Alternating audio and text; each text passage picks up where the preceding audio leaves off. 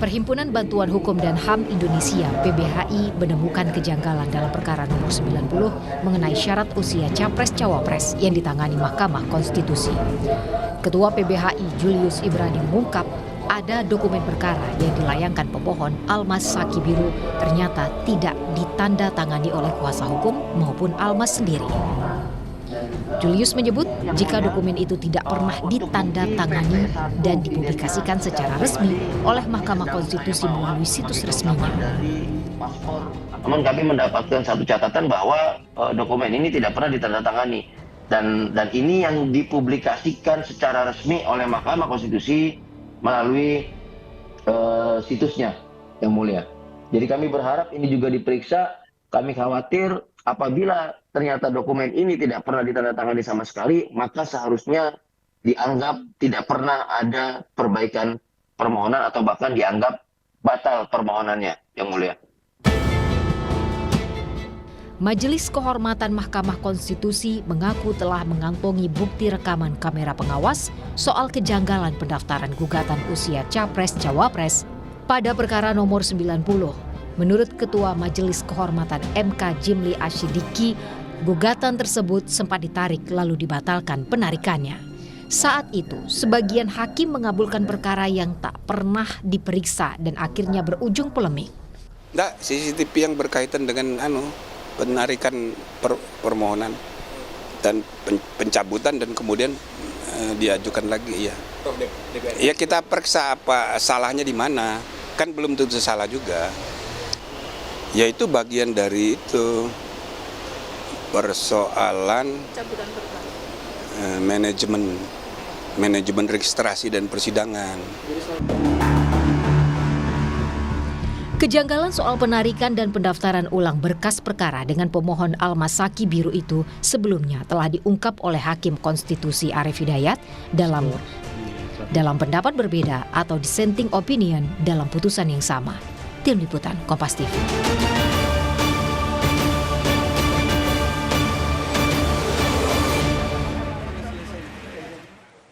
Hari ini Majelis Kehormatan Mahkamah Konstitusi kembali memanggil Ketua Mahkamah Konstitusi Anwar Usman untuk diperiksa. Apa yang nanti hendak digali untuk pemeriksaan kedua kalinya terhadap Hakim MK Anwar Usman? Kita tanyakan kepada jurnalis Kompas TV Valentina Sitorus yang sudah bersiap di gedung Mahkamah Konstitusi. Selamat sore, Valen. Ini adalah pemeriksaan kali kedua untuk Anwar Usman. Apa yang mau digali lagi dari seorang Ketua MK ini?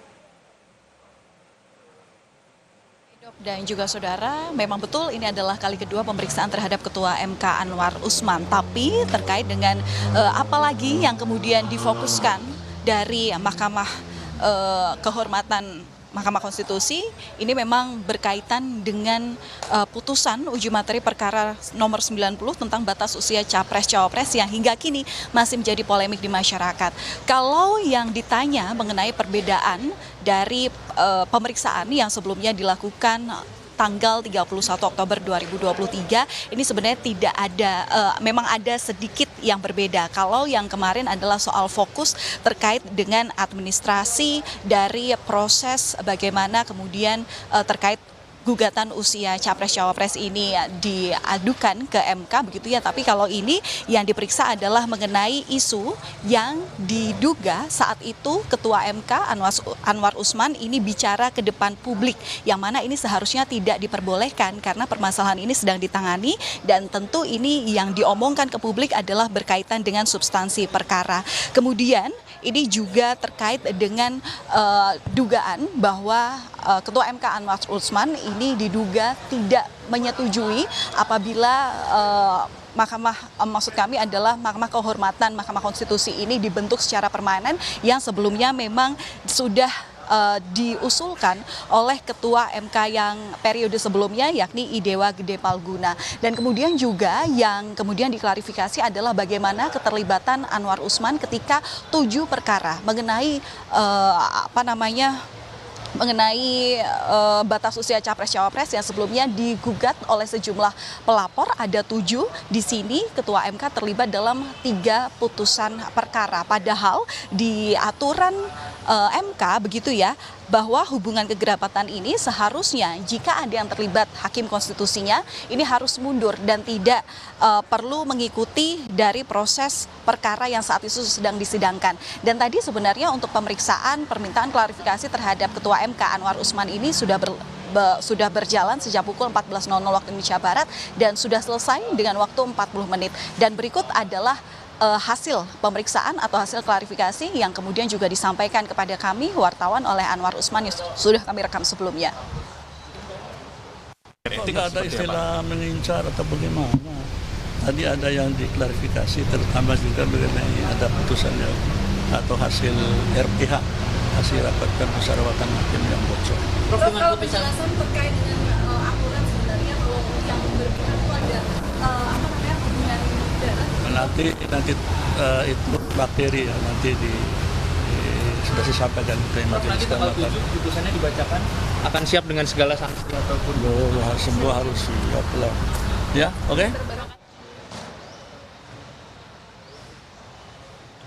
Iya, Medop dan juga saudara, sebenarnya Majelis Kehormatan Mahkamah Konstitusi ini memang sudah menyidangkan proses daripada pemeriksaan terkait putusan uji materi perkara 90 ini sejak tanggal 31 Oktober 2023 dan hari ini adalah pemeriksaan terakhir terhadap sejumlah pihak-pihak yang terlapor. Dan memang 9 hakim konstitusi termasuk juga Anwar Usman selaku ketua ini sudah diperiksa dan sebelumnya juga ada Panitera Hakim MK Arief Hidayat dan juga pemeriksaan saksi ahli yang juga merupakan ketua Majelis Kehormatan MK Dewa Gede Palguna ini juga sudah diperiksa terkait dengan sanksi yang kemungkinan akan diterimakan oleh para hakim konstitusi ini. Memang tadi dari Ketua Majelis Kehormatan Jimli Asyidik tidak bisa menyebutkan karena dibilang bahwa ini semua akan dianalisis dan kemudian akan ditemukan mana kira-kira dugaan dari penyalahgunaan kewenangan yang kemudian akan disesuaikan dengan sanksi-sanksi yang akan bisa diberikan kepada pihak-pihak yang kemudian diduga melanggar dari kasus yang saat ini sedang digulirkan. Tapi kalau melihat dari 3 opsi sanksi terkait pelanggaran kode etik dan perilaku hakim konstitusi sendiri, ini sebenarnya ada 3 sanksi yang bisa dikenakan, yakni sanksi teguran, peringatan, hingga pemberhentian. Tapi masing-masing punya variasi yang berbeda. Kalau teguran ini bisa ditegur secara tertulis ataupun secara lisan, kemudian peringatan ini bisa peringatan biasa, lebih keras atau tidak diuraikan, dan pemberhentian. Ini pemberhentian ada 3 variasi, yakni pemberhentian tidak hormat, pemberhentian secara hormat, dan pemberhentian bukan sebagai anggota hakim konstitusi, melainkan kemudian menjadi ketua. Tapi yang mana yang kemudian variasi ini akan diberikan oleh terduga terlapor begitu ya, ini nanti akan diumumkan atau akan diputuskan pada sidang yang nantinya akan direncanakan, akan dilaksanakan pada Selasa 7 November 2023. Medok. Ya, Selasa 7 November 2023 kita nanti tunggu apa nanti putusannya akan dijatuhkan oleh Majelis Kehormatan dari MK tanggal 7 November. Terima kasih jurnalis Kompas TV Valentina Sitorus melaporkan langsung dari Gedung Mahkamah Konstitusi. Dan usai